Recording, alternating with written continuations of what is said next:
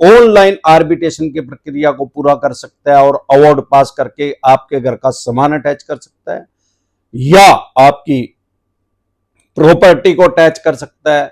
साथियों, आपके पास पैसे हैं तो इनके पैसे दे दें और मरे हिसाब को अपने गले से निकालें। नहीं पैसे हैं तो राहु केतु ग्रह तो क्या करेगा, दुनिया का कोई ग्रह धरती पे आके आपका कुछ नहीं बिगाड़ सकता। और ये चवन्नी चाप ये तो सौदा ही कुछ नहीं है, इनका यमराज पे बैठे ही अमरदीप का ध्यान, इनको तो हरिद्वार तक छोड़ के ही आऊंगा। साथियों, सबसे पहले आप एक बात समझे कि आर्बिट्रेशन एंड कंसोलिडेशन एक्ट है क्या और ये कब बना। इसका पूरा नाम है आर्बिट्रेशन एंड कंसोलिडेशन एक्ट 1996, 1996 में एक कानून बना। अब यह आपके ऊपर इंप्लीमेंट कैसे होता है, लागू कैसे होता है। भाई, जब भी आप कोई भी किसी भी तरह का लोन लेते हैं किसी भी बैंक एनबीएफसी कंपनी से, तो आप एक एग्रीमेंट एक्ट के ऊपर साइन करते हैं। हमारे देश में एक एक्ट है एग्रीमेंट एक्ट 1873, 1883 में 73 में एक कानून बना था जिसको एग्रीमेंट एक्ट बोलते हैं। कोई भी लोन, किसी भी तरह का पैसे का लेन देन एग्रीमेंट एक्ट के ऊपर साइन हुए बिना वो वैलिड ही नहीं है, अनलॉफुल है। अब बहुत से आदमी कहते हैं कि मैंने तो भाई ऑनलाइन लोन लिया, मैंने तो एग्रीमेंट पे एक्ट पे साइन ही नहीं करे। अरे भाई, एग्रीमेंट एक्ट पे अप्रूवल दी थी, एग्री किया था आपने कि भाई जो भी एग्रीमेंट एक्ट में टर्म कंडीशन लिखी हुई है वो सारी मैंने मान लिया, मेरे को कोई इतराज नहीं है, तो वो मान लिया जाएगा कि वो आपके डिजिटल साइन है।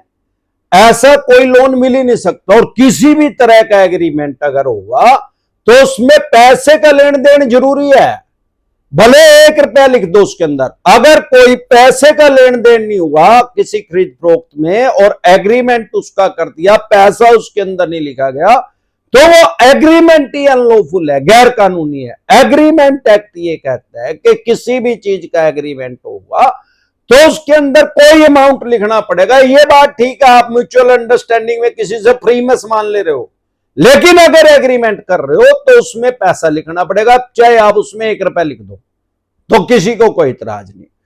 और जो उसमें टर्म कंडीशन होती है उसमें 50 तरह की टर्म कंडीशन लिखी रहती है, और सारी बैंक एनबीएफसी कंपनी की साइड की, आपकी साइड की एक भी नहीं है। उसी के अंदर ये क्लोज है आर्बिट्रेशन एक्ट का, उसी के अंदर ईसीएस बाउंस का क्लोज है, उसी के अंदर 138 चेक बाउंस का क्लोज है, उसी के अंदर आपके ऊपर सूट फाइल करने का क्लोज है, उसी के अंदर आपके ऊपर सरफेसी एक्ट इंप्लीमेंट करने का क्लोज है अगर सिक्योर लोन है। अब उसी के अंदर आपके खिलाफ डीआरटी में जाने के राइट्स इनके पास आते हैं, अधिकार आते हैं, वो भी उसके अंदर क्लोज है। वो उसको कोई पढ़ता नहीं, चाहे वो हार्ड कॉपी भी आ रही है, ऑफलाइन भी ले रहे हैं, तब भी आप उस पर साइन कर रहे हैं, लेकिन उस टाइम उसको कोई पढ़ नहीं रहा, क्योंकि उस टाइम जो आम आदमी है उसकी चीटिंग की इंटेंशन ही नहीं है, उसकी फ्रॉड की नियत नहीं है, उसकी ये नियत नहीं है कि भाई मैं पैसे लेके इनके वापसी नहीं दूंगा, क्या घंटा कर लेंगे क्या। वो तो जब आम आदमी जो है कॉमन मैन किसी भी कारण से फाइनेंशियल डाउन होता है, पैसे की समस्या में घिर जाता है, तो वो ईएमआई को बाउंस होता है, करने देता है, कोशिश करता है कि हर तरीके से साम दाम दंड भेद यूज करके उसको पूरी करे, क्योंकि वो ये चाहता है कि मेरा सिविल बचा रहे। लेकिन अगर ऐसी क्रिटिकल सिचुएशन आ गई है या आने वाली है, भाई आपको ऐसा लग रहा है अगले 3, 4, 5 महीने के बाद मैं ईएमआई नहीं दे पाऊंगा किसी भी तरीके से, तो आज ही बंद कर दो उसको, स्टॉप लॉस तुरंत प्रभाव से बंद करो, क्योंकि जो इनको 6 महीने बाद करना है वो भी आज ही करेंगे। अरे आज ही कर लेंगे, 6 महीने के तो पैसे तो बचेंगे, या पैसे हैं तो दे दो, नहीं पैसे हैं तो उसको स्टॉप लॉस, जितना घाटा होगा उसको रोक दो। सिविल को बचाने के चक्कर में अरे लोगों की फिजिकली डेथ होने लग रही है यार, तो फाइनेंशियल डेथ है, वो 6 महीने बाद भी सिविल खराब होएगा। 6 महीने तक क्या होगा यार, प्यारे रिश्तेदारों से भी पैसे ले लेंगे, जीजा से, साले से, भाई से, भतीजे से, बीवी का गोल्ड भी रखे आएंगे, वाइफ का गोल्ड भी रखे आएंगे, सोना भी गिरवी रखे आएंगे, तो फिर क्या होगा, फिर वो ना सोना चटवाया जाएगा, फिर वो यार प्यारे रिश्तेदार भी पंचायत करेंगे। तो ऐसी क्रिटिकल सिचुएशन आ रही है, ये आने वाली है, स्टॉप कर दो उसको। अब ये क्या करेंगे, आर्बिट्रेशन का मतलब क्या है, अरे आर्बिट्रेशन का मतलब है मीडिएटर, मध्यस्थ। भाई एक मध्य मीडिएटर नियुक्त किया जाएगा, वो दोनों पार्टियों की बात सुनेगा, दोनों पक्षों की, और जो वो डिसीजन देगा कानून की भाषा में उसको अवॉर्ड बोलते हैं, दोनों पार्टियों को मान्य होगा, बैंक को भी और लोनी को भी। अब सवाल यह आता है कि वो आर्बिट्रेटर नियुक्त किसने किया है, उसको सैलरी कौन दे रहा है, उसको इंसेंटिव कौन दे रहा है, लोनी तो दे नहीं रहा, लोनी की तो पहले ही कांच लिखनी पड़ी, उस पर तो पैसे ही नहीं है ईएमआई देने के। अगर ईएमआई देने के पैसे हो तो फिर आर्बिट्रेटर आवे कहां था। तो ये सोल आर्बिट्रेटर नाम का जो आपके पास नोटिस आता है, ये कोई जज नहीं है। हमारे देश में किसी भी जज का नाम सोल आर्बिट्रेटर नहीं है यार, ये तो बैंक एनबीएफसी कंपनी के ऑफिसर है। अब सवाल यह आता है, आर्बिट्रेशन एंड कॉन्सोलेशन एक्ट 1996 1996 में बना, तब उसमें तब तो देश में ऑनलाइन कुछ था ही नहीं, नेट का जन्म ही नहीं हुआ था 1996 में। अब 1996 में जब ये एक्ट बना, आज की डेट में आपके पास भेज रहे हैं नोटिस, भाई ऑनलाइन आपको अटेंड करना पड़ेगा इसको। वाई, क्यों? अब कब अमेंडमेंट हुआ उसमें? अमेंडमेंट कब हुआ आर्बिट्रेशन एक्ट में? बदलाव कब हुआ कि भाई आपके पास पावर आ गई मेरी आर्बिट्रेशन को ऑनलाइन करने की? या तो उसमें अमेंडमेंट करवाओ, सरकार को बोलो संसद में भवन में पास होएगा भाई, फिर वो कानून बनेगा, माननीय राष्ट्रपति जी की मोहर लगेगी, महामहिम राष्ट्रपति जी, वो कानून बनेगा, उसमें अमेंडमेंट होगा, बदलाव होगा तो इंप्लीमेंट होगा। अब जब उस टाइम जब इसका जन्म हुआ था, ये कानून बना था आर्बिट्रेशन एक्ट, तो उस टाइम तो एक क्लोज था ही नहीं इसमें कि भाई आपकी ऑनलाइन भी अटेंडेंस लग सकती है, आर्बिट्रेशन की प्रक्रिया हो सकती है, क्योंकि उस टाइम नेट का जन्म ही नहीं हुआ था, ऑनलाइन का पता ही नहीं था। अब आप आज से 500 साल पीछे चले जाएंगे, राजा महाराजों के महल देखते हैं, अरे वहां ऐसी थोड़ी लग रहे थे, वहां तो दूसरा वातावरण करने का तरीका अलग था, पानी से कर रहे थे, ऊँटों से ऊपर बचा रहे थे, असम मेघ का यूज कर रहे थे, तो उनको थोड़ी पता था भाई बाद में एसी आ जाएंगे, तो जब लाइट ही नहीं तो एसी कहां आएंगे। तो भाई अवस्थाविष्कार की जर्नी है, जब तक उसमें अमेंडमेंट नहीं होगा, बदलाव नहीं होगा, वो आपके ऊपर इंप्लीमेंट ही नहीं हो सकता। और दूसरी बात, उस आर्बिट्रेशन एक्ट में कहां लिखा हुआ है कि ये आर्बिट्रेटर आपको देंगे?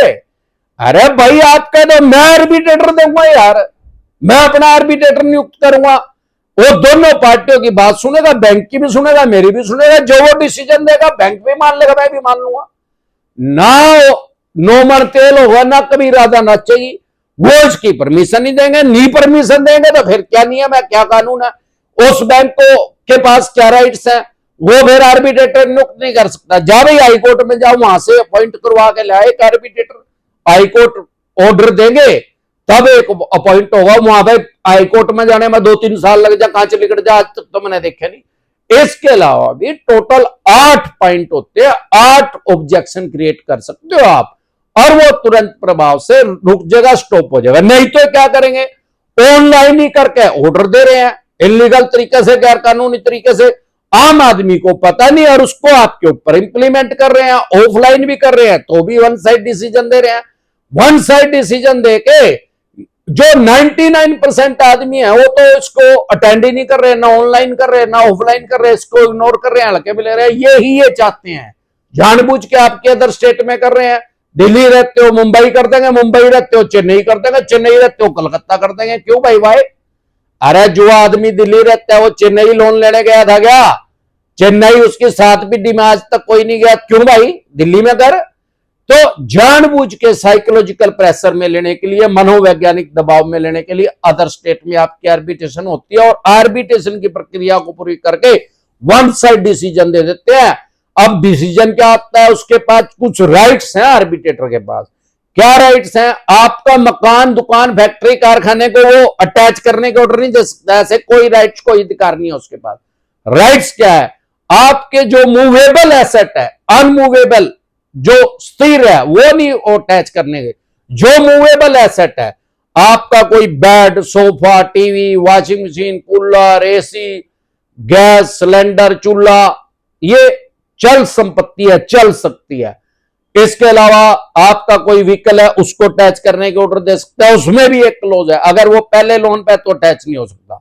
आप सैलरीड है, आपकी 50% सैलरी को अटैच करने के ऑर्डर दे सकते हैं, उसमें भी एक क्लोज है।